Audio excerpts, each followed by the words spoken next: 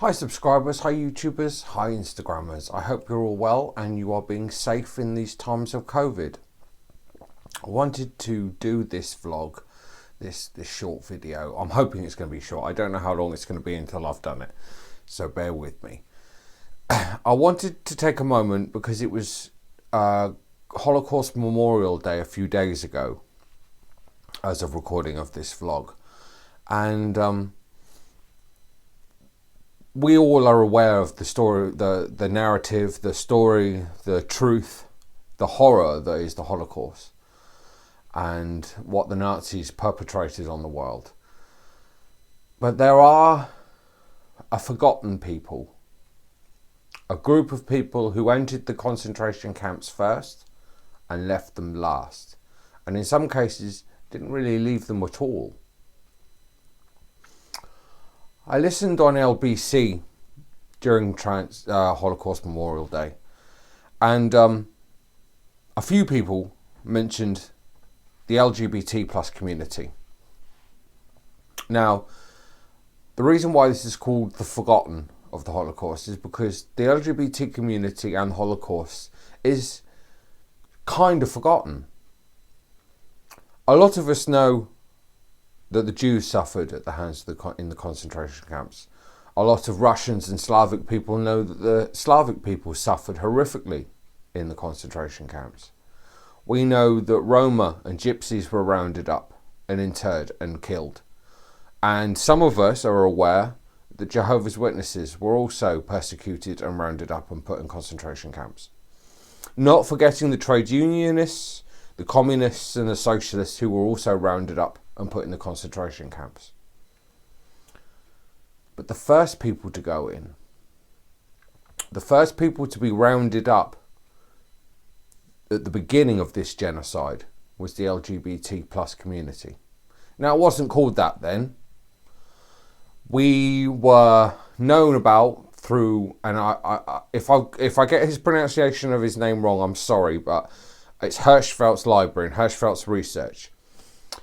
Hirschfeld was a gay man, but I believe he was also a sort of like he was a doctor, a psychologist, a psychiatrist.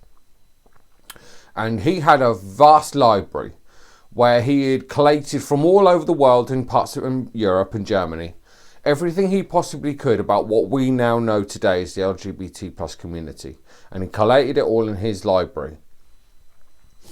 Weimar Germany saw a flourishing of what we now know as the LGBT plus community. It was in cabaret bars, it was on the streets, it was loud, it was mainly in Berlin, and it was a big scene, like we would know today. Photographs were taken, documentaries were made, and in the early start of film, a number of films were made, which are now lost to us or only survive in small snippets, about the LGBT plus community in Europe and predominantly in Germany.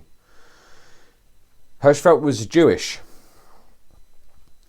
So you can imagine, if you know anything about the history of Germany during the Weimar times, how the Nazis portrayed Hirschfeld. He was Jewish and he was a gay man.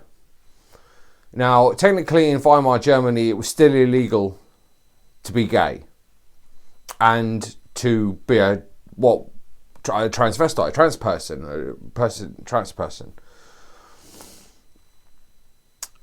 He was demonized by the fascists because of his religion and because of his sexuality. And he was made an easy target by the Nazis. But Hirschfeld was doing good work, and he was trying to start something which we only now see flourishing now. It was the start of something. He gave academic papers, he gave names to things like transvestite and things like that, and homosexual and gay. He gave them words, he gave them meaning, he gave them a theoretical study of them. Everything you could possibly imagine about a culture and a group of people that was studied by people, it was done. It was a flourishing. It could have been the start of something amazing. But the Nazis were coming to power. Now, there is famous footage which many of you who are interested in history may have seen And that is the brown shirts burning books on a big fire outdoors outside a building. It's famous footage. It's known as the burning of the books. What no one tells you when you see that footage is that what is being burnt is Hirschfeld's library. Hirschfeld was in America at the time, and he watched on cinema screens for an American, I believe it was a New York theatre cinema. He watched his whole life's work and everything he had done for the community burnt on that fire.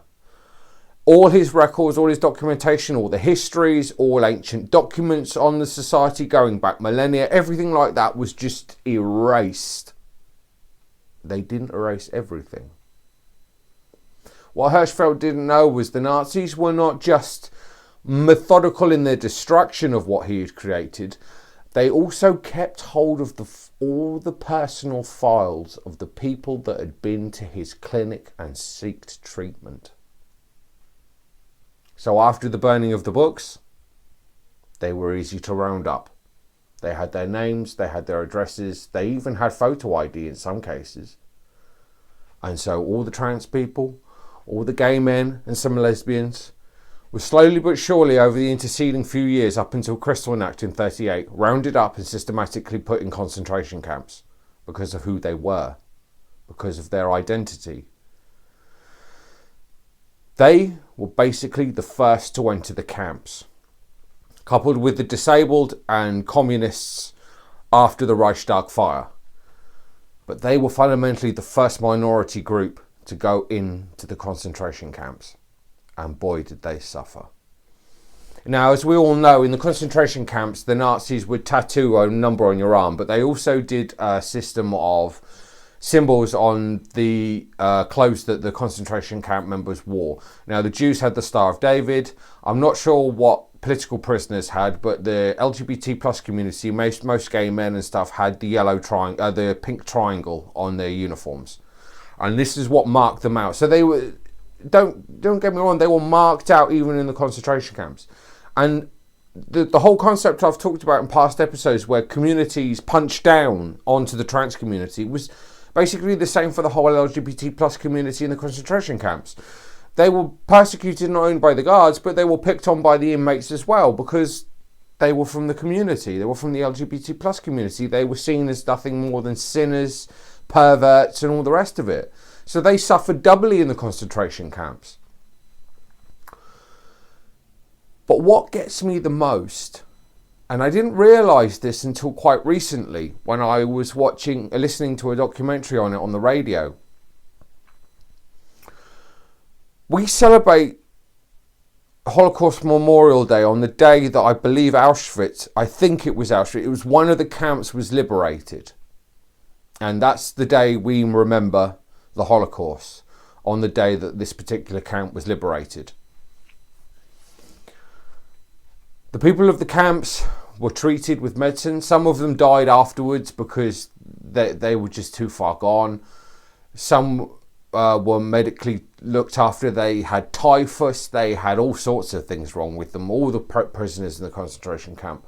But the Red Cross went in and they started to look after them and give them food and medicine and look after them after the concentration camps had been found and seized by the Allies. So you would think it's over. And that's what a lot of people in the camps thought. But not for the LGBT plus community inmates. Out of all the inmates that were released from the camps, they weren't. Why? Because until in this country, 1967, homosexuality, transvesticism to some degree, was illegal. So when the camps were liberated, the gay, the lesbian, the trans people that were in the camps weren't liberated themselves. They were simply rounded up, treated for their illnesses, of course, deloused as we see in some of the footage with the big sprays, but they were then reinterred in prison camps. They weren't released. Their captivity wasn't over. Let me just take a minute to realise that. The camps were liberated, the war was over, Yet the LGBT plus community inmates of those camps were re-imprisoned because of who they were. I've not seen any stats to say when some of the inmates were released. I imagine after the camps were liberated, some of them were released back into the community. But as we know from looking back in the past, in the Holocaust, during the Holocaust, the experiments were conducted on the inmates. That didn't change for the LGBT plus community. They went through horrific. Look at Alan Turing, and he wasn't in a concentration camp, and look how he suffered at the hands of the British government, the British state. They were rearrested and re-interned. Now, this is not a competition to say these people deserve recognition over these people, but I think really at the end of the day we need to address the fact that the LGBT plus community, for its part in the Holocaust, its suffering in the Holocaust, is not forgotten. It's kind of slightly mentioned but brushed over. And when you look into it deeper and you realise these people weren't released at the end of the war, they were simply re-imprisoned, it kind of puts a different slant on it. So remember the Holocaust, but don't forget the forgotten. Those who were re-interned, re-imprisoned when the war was over because of who they were, because of their sexuality, because of their gender identity. Persecuted by the Nazis, persecuted by the governments that liberated them, because of who they were, their sexual identity, and their gender identity. So yeah. But we should remember all those who suffered in the Holocaust, because no one right person has the right to go over the other. No one suffered more, no one suffered less. It was all suffering. But I just wanted to impart that little fact with you, that when the suffering was done for that community, the suffering went on for a bit longer. Please like, share, subscribe, and I'll see you soon.